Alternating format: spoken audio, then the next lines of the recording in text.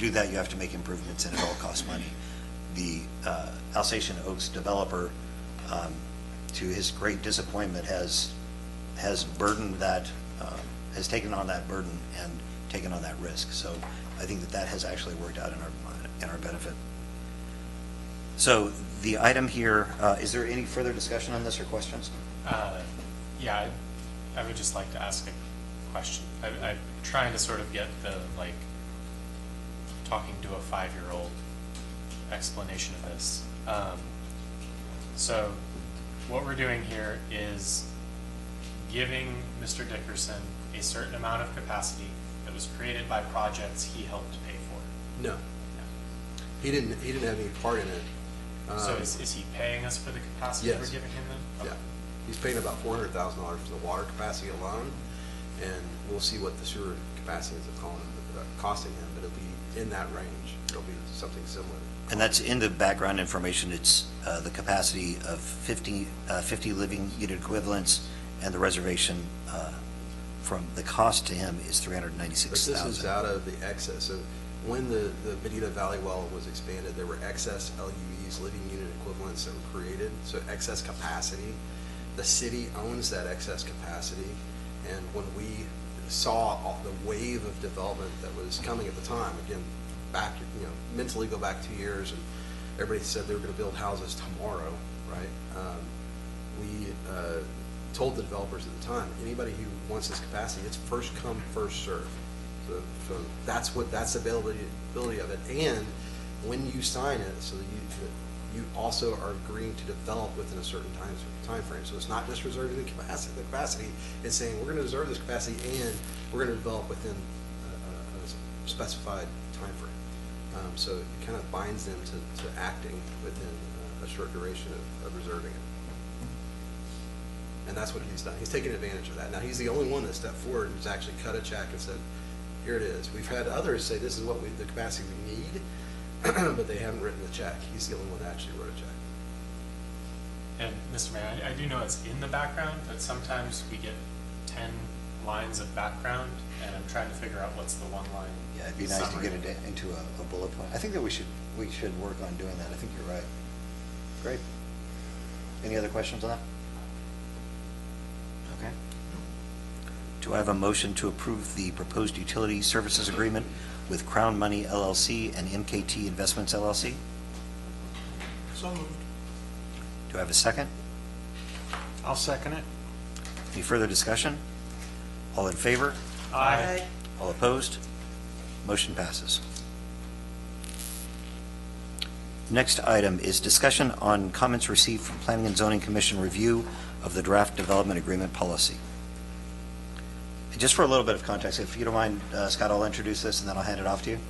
Honestly, I think the background that Brianna prepared is thorough, and if you want to read it, that would probably be the best to do.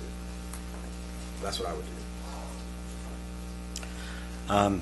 So I'll read this for anybody that did not get the packet. The background on this from Brianna was, following Council's direction to bring development agreement policy to the Planning and Zoning Commission, P&Z reviewed the document at the February 22nd meeting. They provided some feedback, but overall wanted more time to review and wanted staff to provide comments provided from Jim Welch, the P&Z chair. Comments from Simple City, our UDO contractor, and other examples of a development agreement policy or something comparable. Some of the comments were the concerns with a policy. Well, and actually, I'm going to put an interjection in here. The reason that we're doing this, ultimately, the UDO will handle the majority of our development agreement policy. So this is, what additional do we want to ask from them? How do we want to challenge them to do something that is better for the city? There's always a cost of doing development.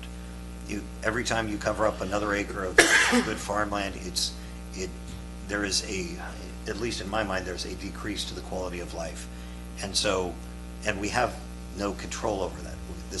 Texas is a property right state. You have the right to sell your property, you have the right to buy property, and you have the right to develop the property within the law and the constraints that are there.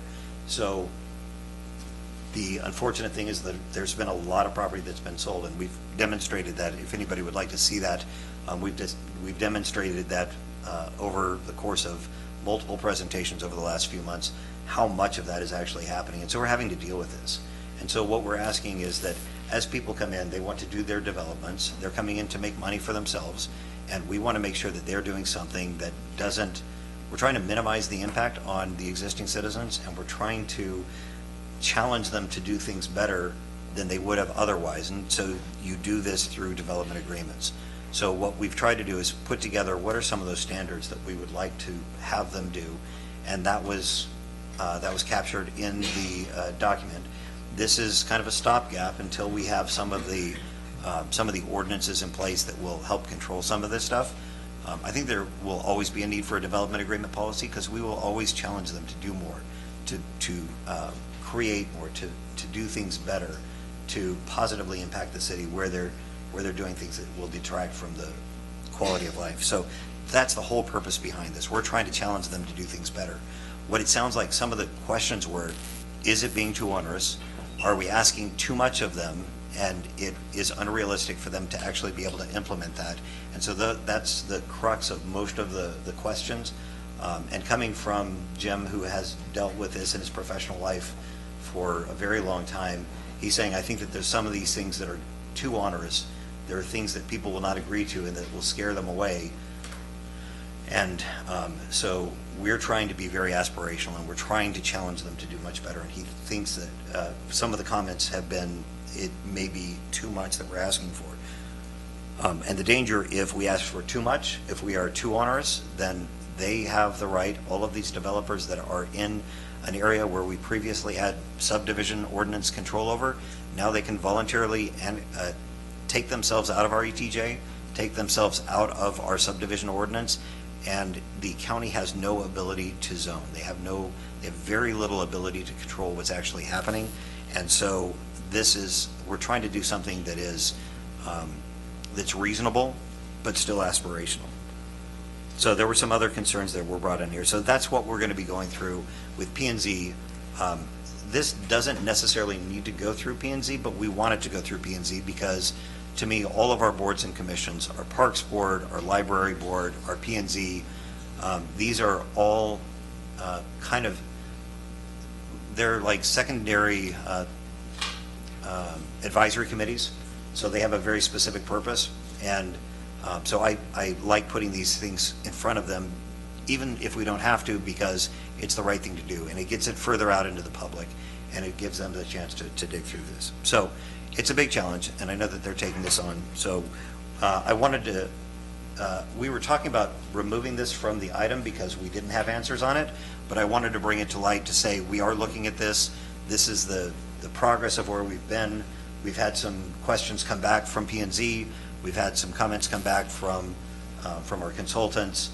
I had made some comments on that, and so we're just going to work through this, but we're going to do it out in the open so that you're aware of what's going on. And there is no action on this. Did anybody have any questions or comments on this? I do. Please.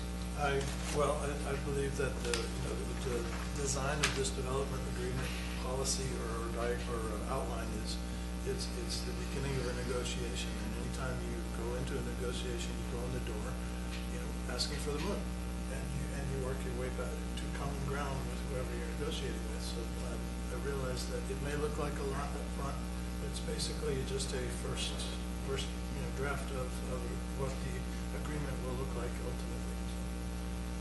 So, it's just a negotiation tool. I would rather be overly ambitious about being aspirational and asking for too much and having them say no where they're able to, than to ask for too little and not get what you could. There are a lot of the items that we're asking for that the actual impact of the developers is pretty insignificant.